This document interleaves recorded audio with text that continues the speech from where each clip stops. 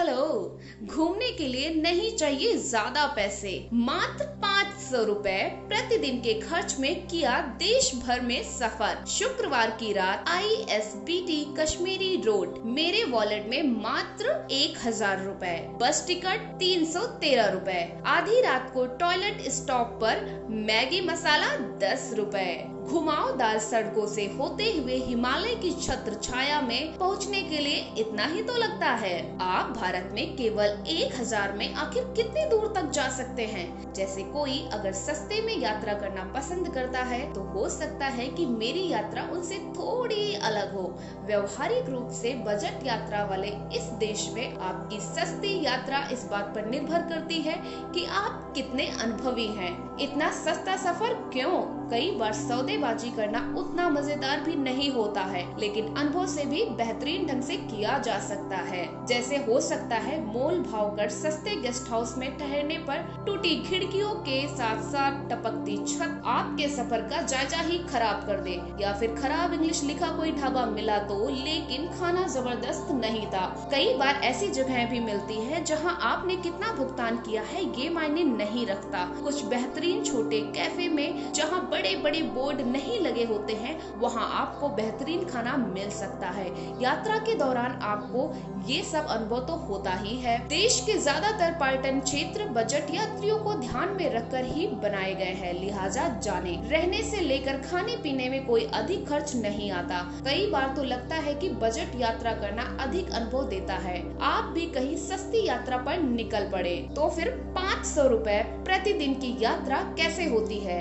सुबह सुबह बस ने मुझे पठानकोट में उतार दिया। धर्मशाला के लिए अगली बस 1 घंटे बाद खुलेगी। फिर क्या था, मैंने एक शेयर्ड टैक्सी पकड़ ली जो कि पालमपुर की ओर जा रही थी। ड्राइवर के बगल में खाली खिड़की वाली सीट देखकर आखिर लालच आ ही जाता है। कम बजट में यात्रा करते समय ध्यान रखने वाले योग्य कुछ बातें। ट्रेन और बसें, स्लीपर और सेकंड सीटर्स तथा सरकार द्वारा संचालित बसें नॉन AC हार्ड सीट में शायद ही आपको 500 रुपए से ज्यादा लगे। कोई एयर कंडीशनिंग नहीं और सीटें अक्सर असुविधाजनक हो सकती हैं, लेकिन जानने को मिलेगा कि देश के अधिकांश लोग कैसे ट्रेवल करते हैं। जहां ट्रेनें उपलब्ध नहीं है या बस रुक रुक कर चलती है, वहां अक्सर आने जाने के वैकल्पिक साधनों की व्यवस्था होती है। शेयर्ड टैक्सी और वैन देश भर में चलते हैं जो हजारों शहरों और गाँव को यातायात से जोड़ती है। जब तक एकदम जरूरी ना हो प्राइवेट टैक्सी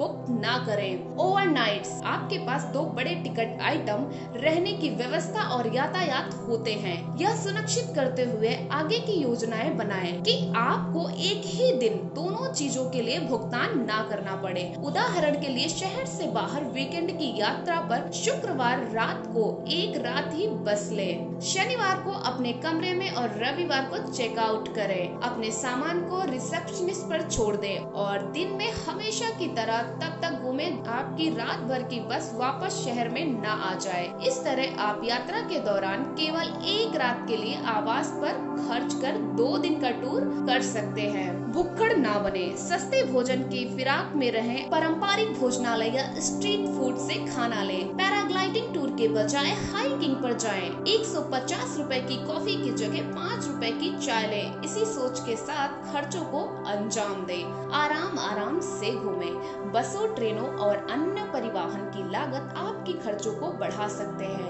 यदि आप धीमी गति से यात्रा करना पसंद करते हैं तो आप बहुत कम पैसे में अधिक घूम सकते हैं। अधिक दिनों तक ठहरना, अपनी सूची के स्थानों को ठीक से देख लें। यदि आप एक अच्छा गेस्ट हाउस पाते हैं तो आप अक्सर कम कीमत के लिए बातचीत कर सकते हैं। यदि आप लंबे समय तक का बैकपैक करने की योजना बना रहे हैं तो एक ही स्थान पर कम से कम 5 दिन का बजट रखें। आपको आसपास के सस्ते ऑफ बीट जगहों से ठीक से देखने का मौका मिल जाएगा। आपका खर्च लंबे समय तक चलेगा और अधिक अनुभव भी ले सकते हैं। समझदारी से खाना खाएं। एक वक्त के खाने पर 50 रुपए से अधिक खर्च न करने का प्रयास करें। यह सुनिश्चित करने की कोशिश करें कि भोजन आसानी आसानी से पचने वाला और पौष्टिक है। कई यात्री अपने खाने पीने का सामान या फिर खाना बनाने के इंतजाम साथ में रखते हैं, जहां सस्ते विकल्प मौजूद हैं। थोड़ा रिसर्च या सुनिश्चित करेगा कि आप शहर के पॉश कोने से दूर न जाएं, जहां होटल आपके बजट की पहुंच से दूर है। यदि आप अपने आप को उस जगह पर पाते हैं जहां कीमतें अधिक हैं, तो किसी स्थानीय व्यक्ति से पूछें कि सस्ते गेस्ट हाउस कहां पर हैं और उनका रेट क्या है। ठहरने के लिए ₹30 से अधिक का खर्च न करें। सबसे सस्ता सौदा करने के लिए चारों ओर पूछें। यदि आपको कोई दिक्कत ना हो तो मौसम, स्थिति, स्थान और कानून को देखते हुए टेंट, तंबू लगाकर भी